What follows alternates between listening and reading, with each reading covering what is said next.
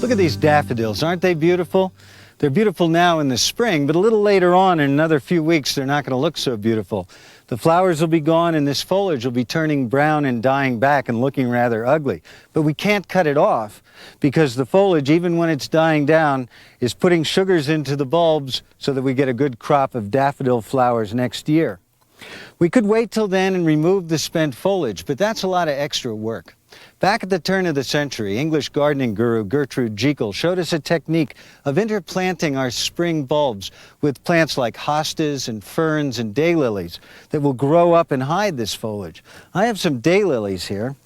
I'm going to put one right here between these daffodils. It'll grow out and it'll naturalize and create more plants as it grows. Another one down here, and so on, till this whole little patch is filled with daylily bulbs. Now, as this daffodil foliage dies down, the daylilies grow up.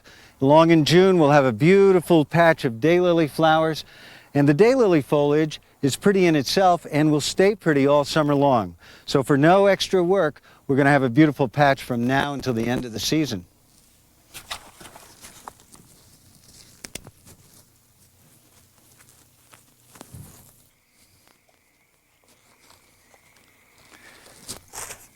The high work way to create a wildflower meadow in a waste or weedy part of your property is to get out there with a tiller or a tractor and turn up a huge area and sow wildflower seed.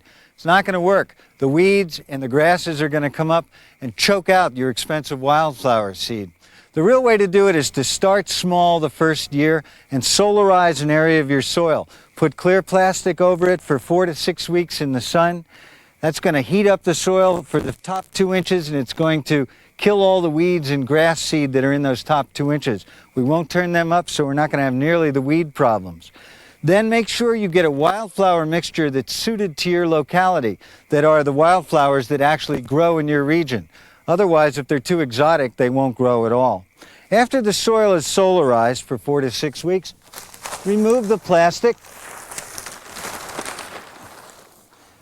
Take your wildflower seed, and to sow it by hand, do it with an easy sweeping motion, letting the seed go like this, sowing a relatively large area with each sweep of your hand. Get your body into it like that. What's going to happen is the seed will grow up over the season. The wildflowers are going to bloom and set seed and throw more down. Next spring you can take some of those, or you can save that seed and enlarge it. Do it piecemeal, because if you try to do too much, it's not going to work. One way to sow a larger area, if you're going to solarize a larger area, is to use one of these organ grinder seeders like this. These are fun to use. Let me put it on. Now I have some wildflower seed in here. Now watch this. This is really fun.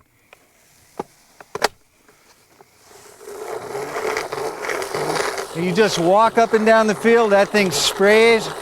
Look at it, coming out like that. Feels like $1 million. Now, if I had a little monkey on a chain, maybe I could make some money while I did this.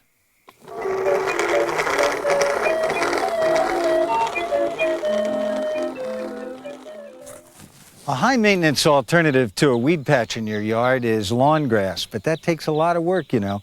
You have to mow it, you have to water it, roll it in the spring, put the stuff down. A lot of work there. A nice low-maintenance alternative is the use of sun-loving ground covers such as these. I have here a beautiful new thyme called pink chintz with lavender flowers. Very pretty. This is woolly thyme. It's got a gray-green woolly appearance. This is a very nice coconut thyme. A lot of thymes are scented, and this smells very much like coconut. That's a pretty one. Here's a new type called Victor Reiter. It's a very dense mat of green. Besides thymes, there are many other ground covers. Here's a perennial grass called Festuca glauca, very pretty. Makes a very nice blue-green grassy mounds. Now the way to plant these, let me use this coconut thyme, is to take your thyme pull it apart into a couple segments like that. Plant one right there. They're pretty hardy. I can get another couple pieces out of this. There we go. About 6 to 8 inches apart in the patch. And plant them in patches, not in rows, because rows kind of look dinky. This will grow to fill in. Could put all these others in similar patches and they'd grow to fill in and make a very nice patch of ground covers. Now after you have them in like that, take some mulch. Keep the weeds down between them by mulching thickly around each one. And they'll grow through the mulch to touch and fill in. Now there's a way to use the little plants in pots like this in a nursery bed. I need my blackboard. Blackie. There you go. Hi, Blackie. And what you do is you take these and you plant them in rows like this. This is just a nursery bed. This isn't where they finally go. Plant one row there, one row across the way with about a foot of bare soil between them. Mulch this with good compost, and what will happen is these plants will send out runners over the summertime, and they'll fill in this bed between. Then you can use this after they're filled in to come in, take little cuttings, and make a large area of ground covers. It's a very good technique.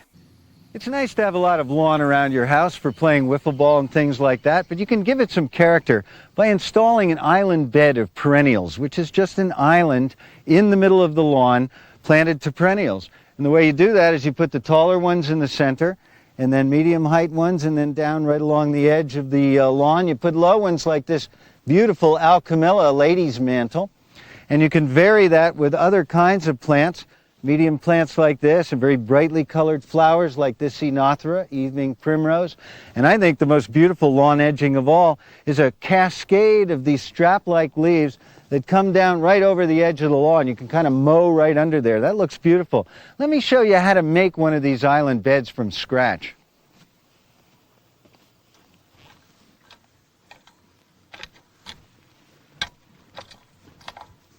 I designed this bed by taking a length of garden hose and laying it out in an organic shape like this. It's kind of a kidney shape, or it could be an amoeba or a paramecium. But what it isn't, it's not a rectangle or a deadly dull square or formal circle, which is kind of dull. Then I cleaned out the grass from inside of this and put it over in the compost pile. I enriched and turned over the soil and put some compost in there, getting it ready to plant. Now it's all ready to plant with perennial flowers. Every year these are going to give me some good color. Now these flowers should be placed in the bed so that the tallest ones go in the center, and then shorter ones to the outside, right out to the edges where we get some real short ones.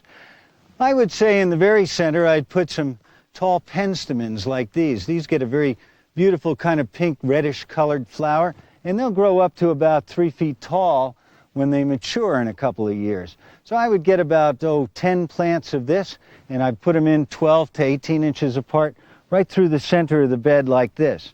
Around them I'd put some of these beautiful white Marguerite daisies. They're very beautiful, and they're a little shorter.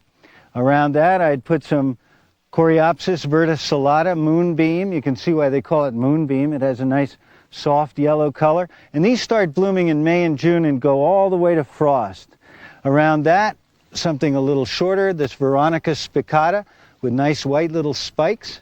And then some English daisies out toward the edge, little tiny ruby dianthus. These get little red flowers on them. And here's some nice gray-green leaves of an Achillea tomatosa, and I'd stick that somewhere out near the edge too. Now when all these plants are put in, the first year I'd cover this bed with mulch, and I'm going to water it in, and then in the second year the roots are going to grow a little closer together, and I'm going to get a lot of flower color. But it's in the third year with perennials that they're really going to fill in. The entire bed will be filled with plants, filled with color, from spring right through till frost, and it's going to look absolutely beautiful.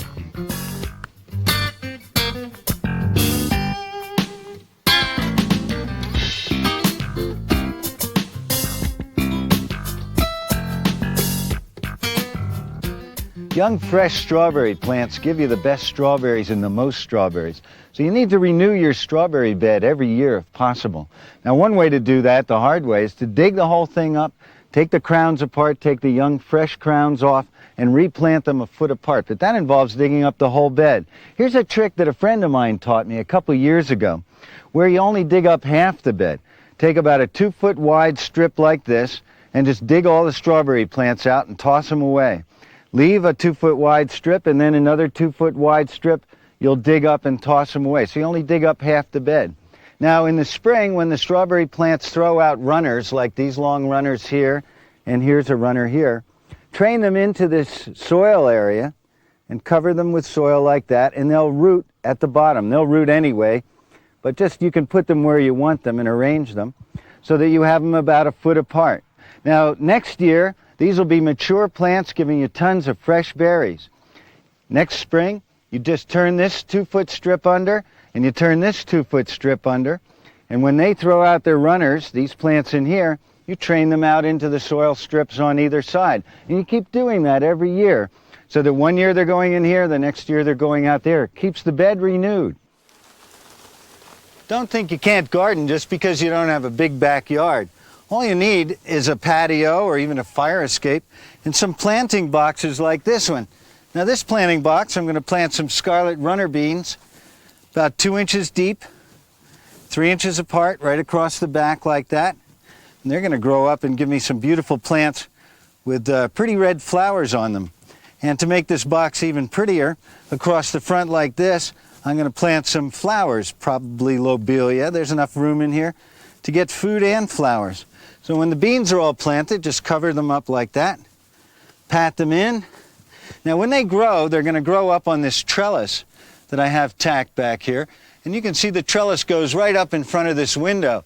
In the summertime, this is a west-facing window. The hot sun pours in this room and gets it too hot. So the beans are going to act like a nice cover or screen to keep the hot sun out of there. And it looks pretty inside too, because it's all lit up green from inside.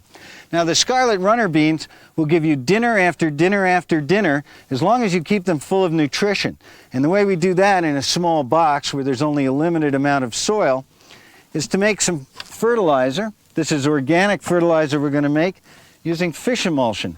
Fish emulsion is just fermented fish, just like the Indians taught us how to use back in Massachusetts by putting them under the corn plants.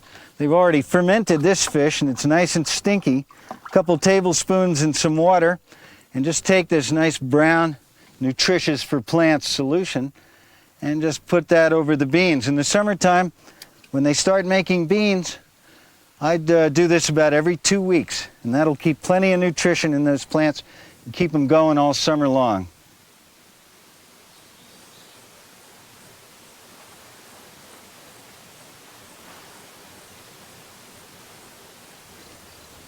One of the secrets of small space gardening is to use every available space you have. Even spaces like a steep slope like this that you wouldn't think you could use for gardening. And the secret is to build a retaining wall and a terrace behind it. Now this is a very interesting retaining wall made with stakes of bamboo and wattle, which is soft sticks that are woven behind and in front of these to make a retaining wall. This is an English method, and I love the way this looks. And behind this is a flat terrace of soil made using the cut and fill method. Let me show you how that works. Hey, Blackie. There he is. Hi, Blackie. How you doing? Okay, here's our slope coming down like that, nice and steep. Drive some stakes into the slope like that and put a board behind them. And then over here, take and shovel out this soil back here. That's your cut. Put it in this area. That's your fill. So what you end up with is a nice flat terrace like that that won't erode in strong rains. And that's what we're going to do. Let me show you how that works. Blackie, get out of here. Vamonos.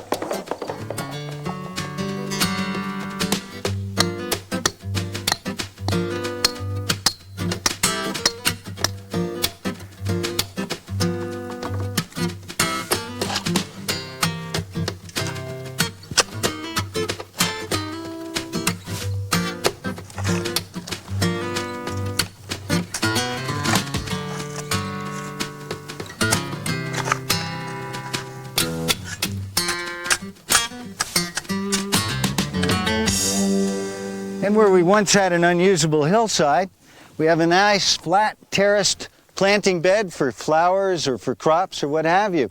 In the back here we could put another board and continue terracing, or we could finish it off with nice stones. It really looks nice. It's ready to go.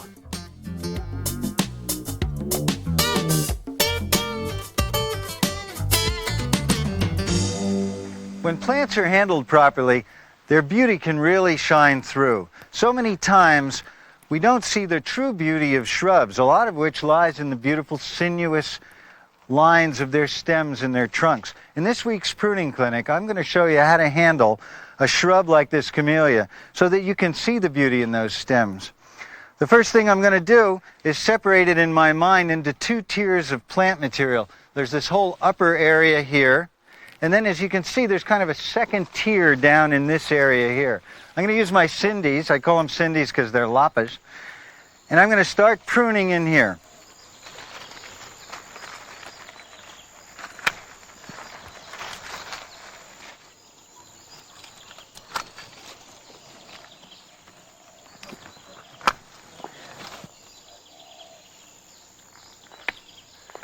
There, I've pruned this up.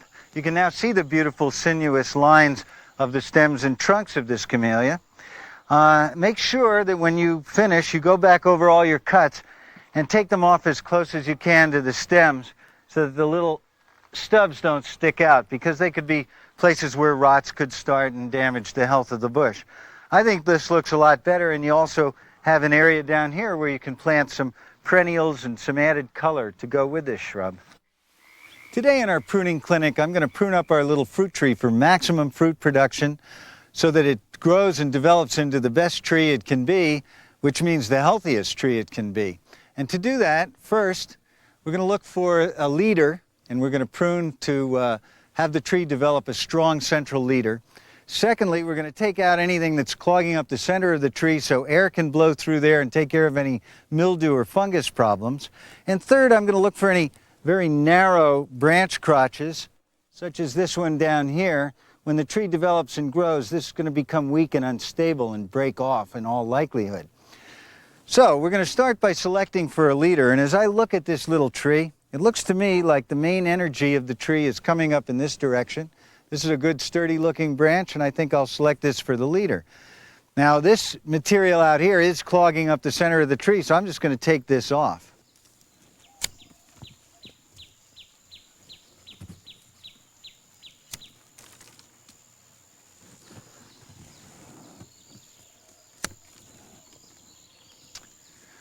Now we've taken out the competing leaders in our little fruit tree, and you can see this guy is now numero uno. So it's going to follow that and make a nice tree shape.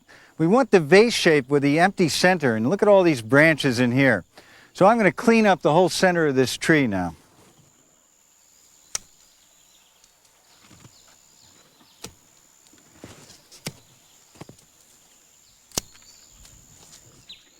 Now this is a crossing branch. As you can see, it crosses this branch right here. That's not a good situation, so I'm just going to take that out altogether.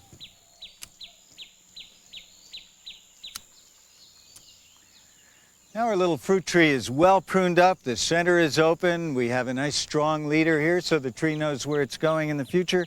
The narrow crotches have all been taken care of, and this is ready to produce a nice crop of apples. We're going to learn how to prune a bush that's run rampant and out of control. In the case of this Hypericum hidcote here, that has a lot of new stuff coming up from the roots, these little suckers, it's not going to hurt this thing at all to be as drastic as possible.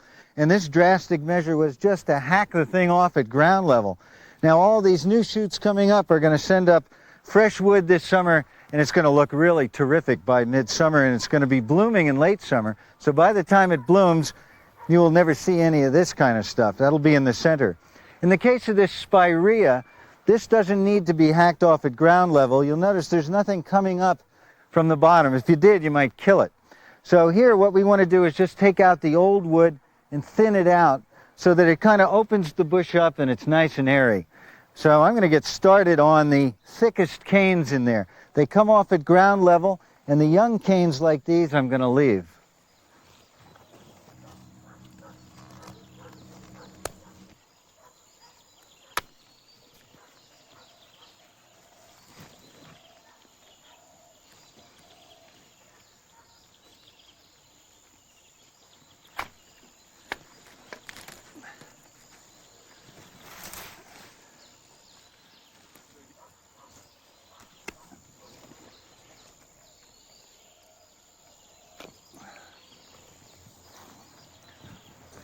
Now, I've thinned out this spirea.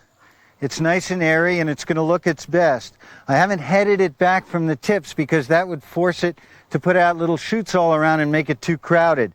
It's what we want here with a spirea is nice, graceful, arching stems. They're going to be covered with white flowers in a few weeks. This is going to be a very pretty bush this spring, and it is no longer overgrown.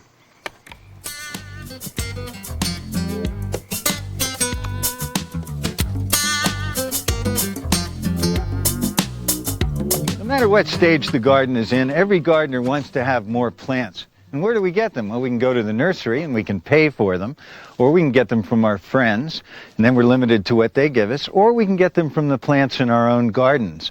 Because the plants in our own gardens have several different ways to make babies that we can take advantage of. They make seed, which we can gather and plant out the next year. If they have a fibrous root ball, it kind of increases and we can divide them and make divisions, such as with herbaceous perennials. We can take slips and cuttings and root them in pots, and in many ways, without spending any more money, get lots more plants for our gardens and to give away as presents. Herbaceous perennials need to be divided every 2, 3, or 4 years, depending on how fast they grow, because they get too crowded, and when they get too crowded, you don't get nearly as many blooms. You want to keep your plants fresh and very floriferous, and the way to do that is to divide them. Today, I'm going to show you how to divide some chrysanthemums. This is an herbaceous perennial that needs dividing every year. Most people don't divide their chrysanthemums every year, and what happens is they run out, and that's why you don't get the bloom that you want. So I'm going to take my shovel. I'm just going to dig up a bunch like that. Let me show you what we have here. We have a tangled mass of roots with lots of little plants starting out. And you just tear these apart. And here's a plant, and if you notice, down at the bottom are some nice fresh white roots, and that's what you look for. This is a very good plant here. Find the little growing tip right in the center and pinch that out. That'll force the growth of side shoots, and these side shoots will all get covered with bloom in the fall when this plant grows up to be a big plant. So that's a nice one. And we just tear this thing apart like this. Let's get in here and tear it. You see all these nice fresh white roots. Here's a good plant that has some nice roots on it. Pinch out the growing tip. Now I have several of these ready to go. And I'm going to take these over to my friend Miley Arnold, and I'm going to trade her and see what she can give me in return for these chrysanthemum starts. That's a good friendly thing that gardeners do. Whenever you go visit somebody, remember, bring a plant with you.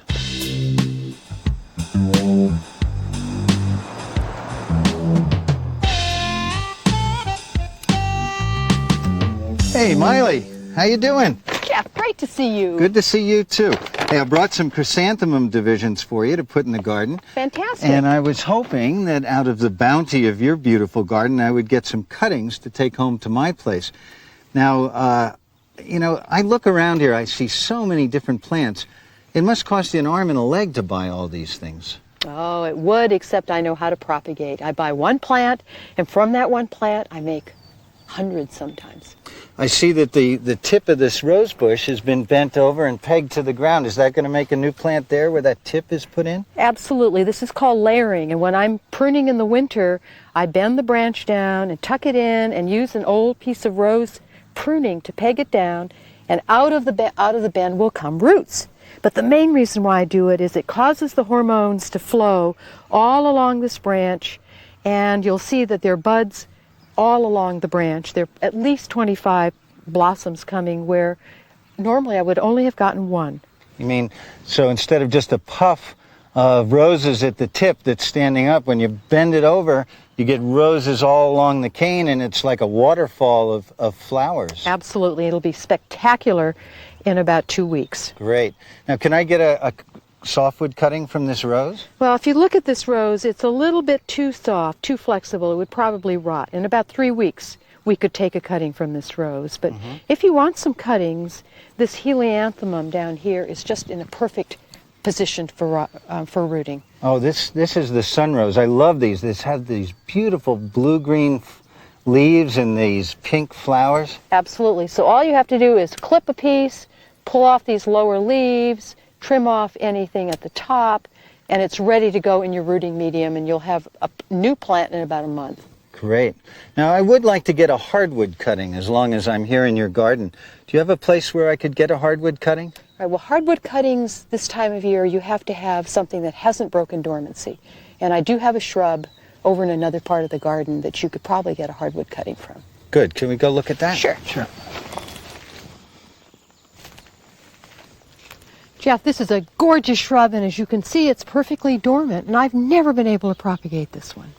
Well, there are techniques that can increase your chances of success with propagating hardwood cuttings. The reason I wanted to show you a hardwood cutting is they're a little more difficult than softwood cuttings, which are good for herbaceous perennials and shrubs that have lots of leaves covering them. This goes dormant in the fall, loses its leaves, and it's mostly wood. If you look right here where this stem joins the stem behind it, you'll see a little roughened collar of wood right in there. That roughened collar has been programmed by the plant to either produce green shoots or, if it's buried in the soil, to produce roots. Now what we're going to do is we're going to take this cutting by cutting it right here in front of there and cutting right behind the collar. So we have the collar. This is called a mallet cutting, and as you can see why it's called a mallet cutting, it has a little mallet head on it. Now that we have this cutting, how do we take this and turn this into a brand new plant? The key to establishing new plants is to give them a friendly environment and a sterile medium with lots of moisture. Now, I have one of these sunrose slips here. I've taken the apical, the end bud out, and I've stripped the leaves off the bottom.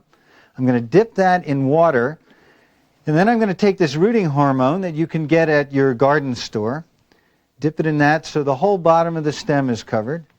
Take a little pot and a stick, and I'm going to poke a hole in the potting medium, which is perlite and peat moss, half and half. If I didn't poke this hole, when I put the slip in, the soil could scrape the rooting medium and the rooting hormone, that is, away from the stem, and we wouldn't want that to happen because we wouldn't be guaranteed of a good root. So that's all there is to it. Now you remember our little mallet cutting that we took and the collar around there from which the roots are going to grow. It's the same thing. Dip in a little water so the rooting hormone sticks. Dip it in there so it looks like that. Plenty of hormone on it. Poke a hole in there. Set it down in the potting soil. Firm it up around it. And from each of these little buds, little new shoots will grow and leaves, and that's all there is to it. And we're going to get some new plants from that. Another thing you can do to protect your plants is to put some sticks in the pot around it like this to hold a plastic bag away from the plant you're rooting. Now the plastic bag is going to hold moisture in there, and you can put a couple little ventilation holes in the top, and that'll prevent the plant from transpiring so much water that it dries out and dies before new roots develop.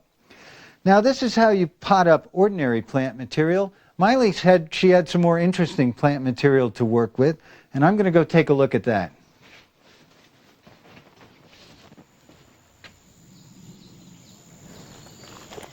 Jeff, look at this gorgeous juniper. You see how it trails over these rocks? It really is pretty. I love its fine leaves, and I love the way the plant just hugs the ground and flows around everything. I bet if I went to a nursery and bought this in a 5-gallon pot, I'd pay $20 at least. Oh, at least if you could even find it. Is it rare? Pretty unusual. Huh. And how would I propagate a plant like this? All right, you cut off a branch, and then you see all these little branches that come off of the main branch. You just peel off. This is called a heel cutting. I see that it has a little bit of the wood from the stem on it. I'll bet that's like the collar on the hardwood cutting that we've already done. And I bet that's where the roots come out of. That's where the roots come out. Now you don't have as much success with this kind of a cutting as you would with an herbaceous perennial, for instance. So you have to take probably 10 cuttings to make sure that you get 1 or 2. But fortunately, there are a lot of cuttings on this branch. Great. I know there's another kind of evergreen, a broadleafed evergreen, like this bit of holly that I have here. Now, I've propagated holly at home, and I know there's a couple ways to do this. Holly is a good one to propagate from a cutting. You can make it just a tip cutting like that and root that, or If you pull one of these off, you make a heel cutting, just like we saw on the evergreen plant.